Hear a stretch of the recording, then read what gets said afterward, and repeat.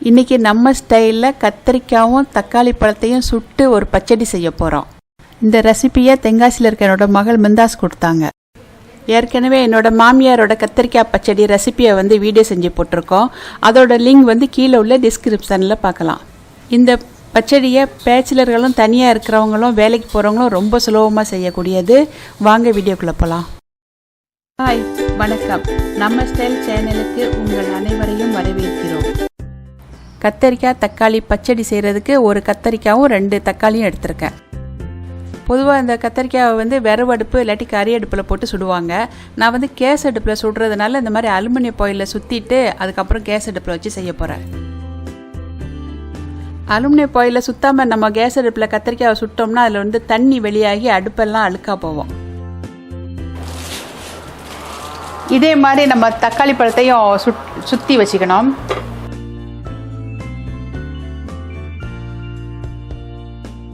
அலுமினியத்தாளில் சுற்றின கத்திரிக்காயும் தக்காளியும் சுட போகிறேன்.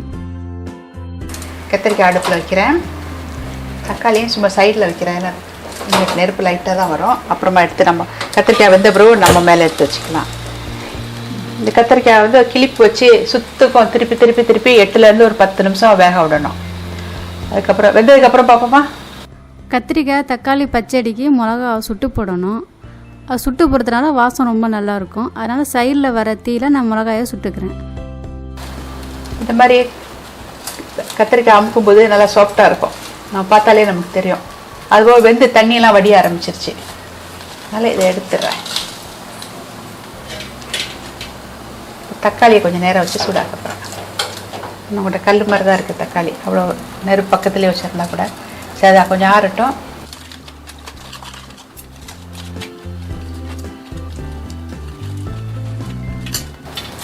நல்லா சாஃப்டாக இருக்குல்ல? நல்லா வெந்திருக்கு. நல்லா வெந்துருச்சு. 10 நிமிஷம் கிட்ட ஆச்சு.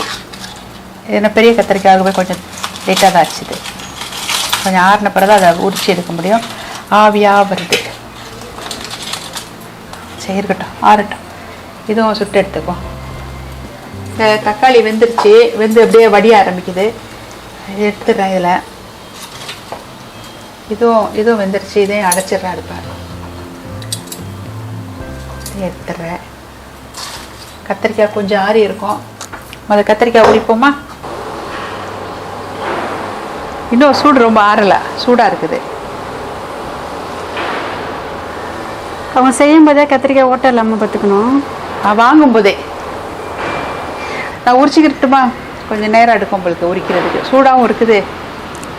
கத்திரிக்காய் அதை உரிச்சிட்டு பார்ப்போம். தக்காளி அதுவும் கத்திரிக்காய் உரிச்சிட்டேன். உரிச்ச கத்திரிக்காய் வெட்டி அதில் ஏதாச்சும் புழுவு எதுவும் இருக்கான்னு பார்க்கணும்ல. வெளியே பார்க்க நல்லா இருக்குது. உள்ளர அழகாக இருக்கலாம். நல்லா வெந்திருக்கு. நல்லா இருக்குது. அப்படி கிரிமியாக இருக்குது. பார்க்குறதுக்கு அவ்வளோ அழகாக இருக்குது.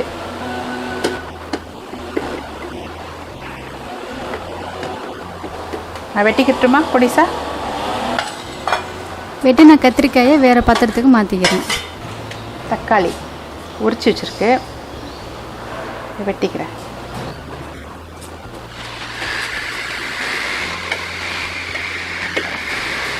இந்த தண்டை எடுத்துருங்க.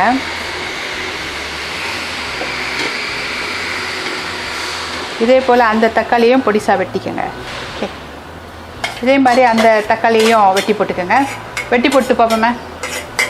கத்திரிக்காயும் தக்காளியும் சுட்டுட்டு தோலை உரித்து வெட்டி வச்சுருக்கோம். அதுக்கு தாளிக்கக்கூடிய பொருள் சீரகம் 1 டீஸ்பூன், கடுகு 1 டீஸ்பூன், 1.5 மேஜை கரண்டி உளுந்து, 2 எனக்கு கருவேப்பிலை, ஒரு 5 வரமிளகாவை சுட்டு எடுத்து வச்சுருக்கேன். 4 பச்சை மிளகா எடுத்து வச்சுருக்கேன். இது ரொம்ப காரம் இல்லாத பச்சை மிளகா தான். தேவைக்கு புளி, உப்பு, எண்ணெய்லாம் இருக்குது. மற்ற ஜாமான் சமைக்கும்போது நம்ம பார்க்கலாம். வெட்டின கத்திரிக்காயும் தக்காளியும் நல்லா மசிச்சுக்கிறேன். இது இல்லாட்டி நல்லா கையை வச்சு நல்லா பிணைஞ்சிக்கோங்க. வெங்காயத்தை சொல்ல மறந்துட்டேன். 2 வெங்காயம் பொடிசாக வெட்டி வச்சுருக்கேன். நல்லா இருக்குது பார்க்குறதுக்கே. சட்னி மாதிரி இருக்குது இப்போ பார்க்குறதுக்கு. இட்லி தோசைக்கு அப்படியே உப்பு போட்டு சாப்பிட்டா நல்லாயிருக்கும் தானே? காரம் மட்டும் போட்டு. ஆமாம், காரம் அதெல்லாம் போட்டு சாப்பிட்டா நல்லாயிருக்கும். இதுக்கு தண்ணி எதுவுமே ஊற்ற வேண்டியதில்லை. வெங்காயம் நாங்கள் நொறுக்கிவிட்டே போட்டுறேன்.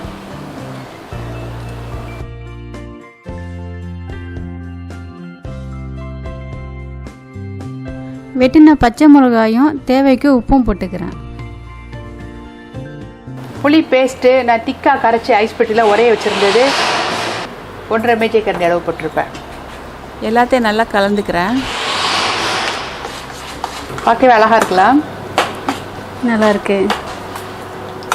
நல்லா சாதத்தில் அப்படியே விரைவி போட்டு சாப்பிட்லாம் போல் இருக்குல்ல. எனக்கு இட்லி தோசை கொடுத்தீங்கன்னா நான் அப்படியே முக்கி சாப்பிட்ருவேன். இப்போ அவசரம்னா அவன் தோசை தான் சுட்டு தர முடியும், மாவு இருக்குது. இந்த பக்கம் சட்னி மாதிரியே தான் இருக்குது.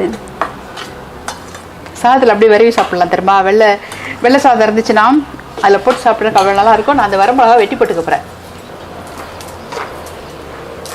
நல்லா வாசமாக இருக்கும். வெட்டும் போதே சுட்டாலே மிளகாவோட வாசம் தனி தான். தாளிக்கு போய் போட்டால் அது வேறு வாசமாக இருக்குது. இப்போ நம்ம வெறும் அடுப்பில் சுடும்போது அதோட வாசம் தனி தான். இதை வந்து நல்லா நொறுக்கி போட்டுருவோம்.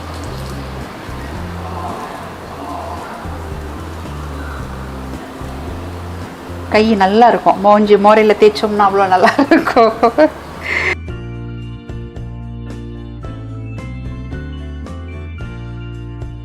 நான் ஒரு சின்ன துண்டு கருப்பட்டி போடுறேன், நொறுக்கிட்டு போட்டுறேன். அந்த இனிப்பு புளிப்பு காரம்லாம் நல்லா தூக்கி கொடுக்கறதுக்காக கொஞ்சமாக போடுறேன். இதுவும் நமக்கு வந்து காரம் நல்லா சாப்பிட்றதுனால நான் இதையும் போட்டு விட்டுறேன். 5 வத்தல் போட்டிருக்கேன் வரமிளகா. ஆனால் இது மிளகா உரப்பு இருக்காது காஷ்மீரி சில்லினால. எனக்கு கொஞ்சம் உப்பு பத்தலை, நான் கொஞ்சம் உப்பு போட்டுக்கிறேன். நம்ம மல்லிக்கீரை கொஞ்சம் போடணும், தாளித்து ஊற்றணும். எல்லாமே தயாராகிட்டு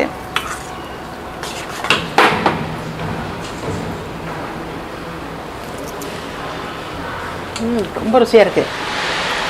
இப்படியே சாப்பிட்லாம். எண்ணெய் இல்லாமல் இருக்குதா, உடம்பு குறைக்க நினச்சவங்க இப்படியே வச்சு சாப்பிட்லாம்.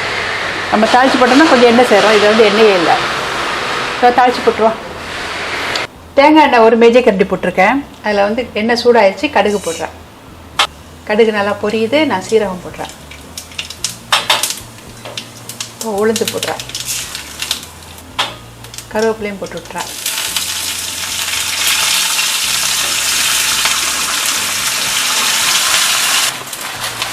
கொஞ்சம் ஒரு கொத்த அளவுக்கு மல்லிக்கீரை ஐஸ் பெட்டில் ஒரே வச்சிருந்தேன், அதை எடுத்து போடுறேன்.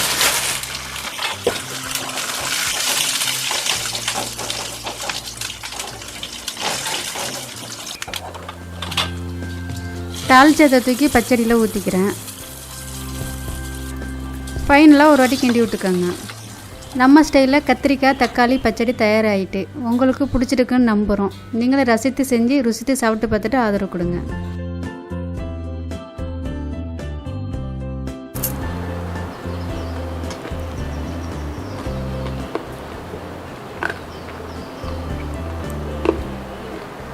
கடுகு சத்தம் வருதா? இதை வந்து என்னால் வர்ணிச்சு சொல்ல வார்த்தையே கிடையாது. அவ்வளோ ருசியாக இருக்குது. அந்த லைட்டாக இனிப்பு போட்டதுனால அதோட புளிப்பு அதெல்லாம் காரம் அதெல்லாம் நல்லா எடுத்து கொடுக்குது. காரம் கரெக்டாக இருக்குது அவ்வளோ மிளகா போட்டதுக்கு. இந்த வீடியோ உங்களுக்கு பிடித்திருந்தால் லைக் பண்ணுங்கள், ஷேர் பண்ணுங்கள், கமெண்ட் பண்ணுங்கள், சப்ஸ்கிரைப் பண்ணுங்கள். பிறகு கீழே இருக்கும் பெல் பட்டனை அழுத்துங்கள். நம்ம ஸ்டைல் சேனலை பார்த்ததற்கு நன்றி.